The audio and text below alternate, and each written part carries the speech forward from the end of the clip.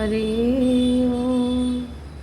वक्रतुंड महाकाय सूर्यकोटि समप्रभा निर्विघ्नं कुरु मे देव सर्वकार्येषु सर्वदा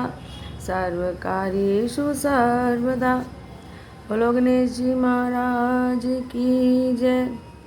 बैसाख मास कृष्ण पक्ष गणेश चतुर्थी की कथा। धर्मकेतु नामक ब्राह्मण की कथा। पार्वती जी ने पूछा, बैसाख महीने के कृष्ण पक्ष की जो संकट नामक चतुर्थी कही गई है, उस दिन किस गणेश का और किस विधि से पूजन करना चाहिए और इस दिन भोजन में क्या ग्रहण करना चाहिए। गणेश जी ने उत्तर दिया, हे माता, बैसाख कृष्ण चतुर्थी के दिन व्रत करना चाहिए। उस दिन वक्रतुंड नामक गणेश की पूजा करके भोजन में कमल गट्टे का हलवा लेना चाहिए।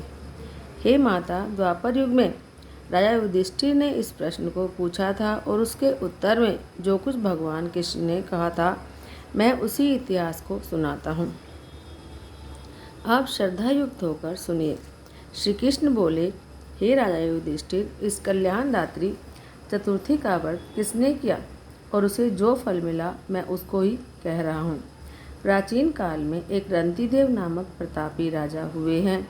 जिस प्रकार आग तिनकों के समूह को जला डालती है, उसी प्रकार वे अपने शत्रुओं के विनाशक थे। उनकी मित्रता यम, कुबेर, इंद्र आदि देवों से थी। उन्हीं के राज्य में धर्मकेतु नामक एक श्रेष्ठ ब्राह्मण रहते थे। उनके 2 स्त्रियां थीं। एक का नाम था सुशीला और दूसरी का नाम चंचला। सुशीला नित्य ही कोई न कोई व्रत किया करती थी। फलतः उसने अपने शरीर को दुर्बल बना लिया था। इसके विपरीत चंचला कभी भी कोई व्रत उपवास आदि ना करती और भरपेट खाना खाती थी। उधर सुशीला को सुंदर लक्षणों वाली एक कन्या प्राप्त हुई और उधर चंचला को पुत्र रत्न की प्राप्ति हुई। यह देखकर चंचला बारंबार सुशीला को ताना देने लगी, अरे सुशीला, तूने इतना व्रत उपवास करके शरीर को जर्जर बना डाला, फिर भी एक कृष्णकाय कन्या को जन्म दिया। मुझे देख, मैं कभी व्रत आदि के चक्कर में नहीं पड़ती और हष्टपुष्ट बनी हुई हूँ और वैसे ही बालक को भी जन्म दिया है। अपनी सोच का व्यंग बाण सुशीला के हृदय में चुभने लगा। वह पतिव्रता विधिवत गणेश जी की उपासना करने लगी। जब सुशीला ने भक्ति भाव से संकटनाशक गणेश चतुर्थी का व्रत किया तो रात्रि में वरदायक गणेश जी ने उसे दर्शन दिया। श्री गणेश जी ने कहा, हे सुशीले, तेरी आराधना से हम अत्यधिक संतुष्ट हैं। मैं तुम्हें वरदान दे रहा हूँ कि तेरी कन्या के मुख से निरंतर मोती और मूंगे प्रवाहित होते रहेंगे। हे कल्याणी, इससे तुझे सदा प्रसन्नता रहेगी।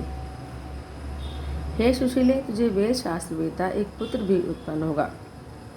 इस प्रकार का वरदान देकर गणेश जी वहीं पर अंतर्ध्यान हो गए। वरदान की प्राप्ति के फलस्वरूप उस कन्या के मुख से सदैव मोती और मूंगों की वर्षा होने लगी। कुछ दिनों के बाद सुशीला को एक पुत्र उत्पन्न हुआ। फिर धर्मकेतु स्वर्गगामी हो गया। उसकी मृत्यु के बाद चंचला घर का सारा धन ले जाकर दूसरे घर में जाकर रहने लगी, परंतु सुशीला पति के घर में रहकर ही पुत्र और पुत्री का पालन पोषण करने लगी। उस कन्या के मुख से मोती मूंगा गिरने के फलस्वरूप सुशीला के पास थोड़े ही समय में बहुत सा धन इकट्ठा हो गया। इस कारण चंचला उससे ईर्ष्या करने लगी। एक दिन हत्या करने के उद्देश्य से चंचला ने सुशीला की कन्या को कुएं में धकेल दिया। उस कुएं में गणेश जी ने उसकी रक्षा की और वह बालिका सकुशल अपनी माता के पास लौट आई। उस बालिका को जीवित देखकर चंचला का मन उद्विग्न हो उठा। वह सोचने लगी कि जिसकी रक्षा ईश्वर करता है, उसे कौन मार सकता है। उधर सुशीला अपनी पुत्री को पुनः पाकर प्रसन्न हो गई। पुत्री को छाती से लगाकर उसने कहा कि श्री गणेश जी ने तुझे पुनः जीवन दिया है। अनाथों के नाथ गणेश जी ही हैं। चंचला आकर उनके पैरों में नतमस्तक हुई। उसे देखकर सुशीला के आश्चर्य का ठिकाना नहीं रहा। चंचला हाथ जोड़कर कहने लगी, बहन सुशीले, मैं बहुत ही पापिन हूँ और दुष्टा हूँ। आप मेरे अपराधों को क्षमा कर दीजिए। आप दयावती हैं, आपने दोनों कुलों का उद्धार कर दिया। जिसका रक्षक देवता होता है उसका मानव क्या बिगाड़ सकता है। जो लोग संतों और सत्पुरुषों का दोष देखते हैं वे अपनी करनी से स्वयं नष्ट को प्राप्त होते हैं।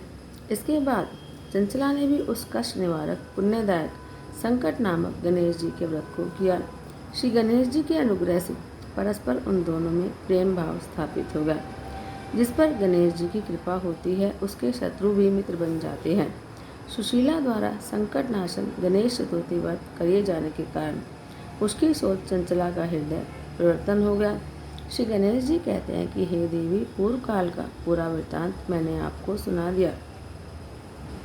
इस लोक में इससे शेष विघ्न विनाशक कोई दूसरा व्रत नहीं है। श्री कृष्ण जी कहते हैं कि हे धर्मराज, आप भी विधि पूर्वक गणेश जी का व्रत कीजिए। इसके करने से आपके शत्रुओं का नाश होगा और अष्ट सिद्धियाँ और 9 निधियाँ आपके सामने हाथ जोड़कर खड़ी रहेंगी। हे धर्मपरायण युधिष्ठिर, आप अपने भाइयों, धर्मपत्नी और माता के सहित इस व्रत को कीजिए। इससे थोड़े समय में ही आप अपने राज्य को प्राप्त कर लोगे। बोलो गणेश जी महाराज की जय। गणपति की सेवा मंगल मेवा, सेवा से सब विघ्न टरे। 3 लोक 33 देवता, द्वार खड़े सब अर्ज करे। रिद्धि सिद्धि दक्षिण वाम विराजे, और आनंद से चमर करे। धूप दीप और लिए आरती, भक्त खड़े जयकार करे। गणपति की सेवा मंगल मेवा, सेवा से सब विघ्न टरे। गुड़ के मोदक भोग लगत है, मूषक वाहन चढ़ा करे। सौम्य रूप सेवा गणपति की, विघ्न भाग जा दूर परे। गणपति की सेवा मंगल मेवा, सेवा से सब विघ्न टरे। भादो मास और शुक्ल चतुर्थी, दिन दोपहरा पूर परे।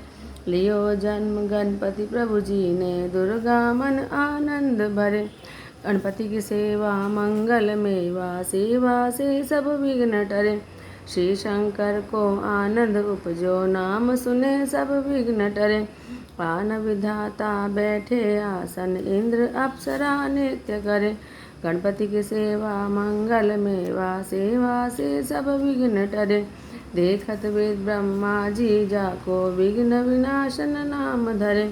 एक दंत गजवदन विनायक, त्रिनयन रूप अनूप धरे। गणपति की सेवा मंगल मेवा, सेवा से सब विघ्न टरे। पग खम्बा सा उदर पुष्ट है, देख चंद्रमा हास्य करे। दे शाप श्री चंद्र देव को, कलाहीन तत्काल करे। गणपति की सेवा मंगल मेवा, सेवा से सब विघ्न टरे। 14 लोक में फिरे गणपति, 3 भुवन में राज करे। उठी प्रभात जब आरती गावे, जाके सिरियस छत्र फिरे। गणपति की सेवा मंगल मेवा, सेवा से सब विघ्न टरे। गणपति की पूजा पहले करने, काम सभी निर्विघ्न सरे। श्री प्रताप गणपति जी की, कर जोड़ स्तुति करें। गणपति की सेवा मंगल मेवा, सेवा से सब विघ्न टरे। 3 लोक 33 देवता, द्वार खड़े सब अर्ज करे। गणपति की सेवा मंगल मेवा, सेवा से सब विघ्न टरे। बोलो गणपति महाराज की जय।